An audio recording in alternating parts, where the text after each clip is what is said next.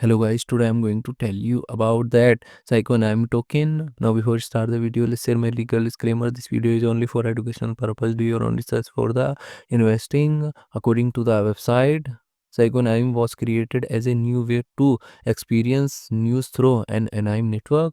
It merges visual storytelling with real world events, presenting information as signs, characters, and moments rather than static headlines. The project live on X and grow through its community. PsyopAnime is a Solana-based meme coin and creative project that transforms news and real-world events into AI-generated anime style broadcast, blending satire with crucial commentary through community-driven storytelling.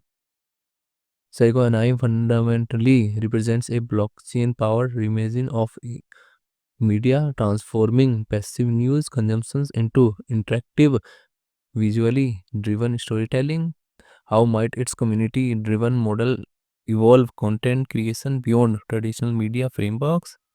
Equanime token total supply is 999.98 million and circulating supplies around 998.89 million. Psychonime token is listed on MEXC, BingX, and other exchanges.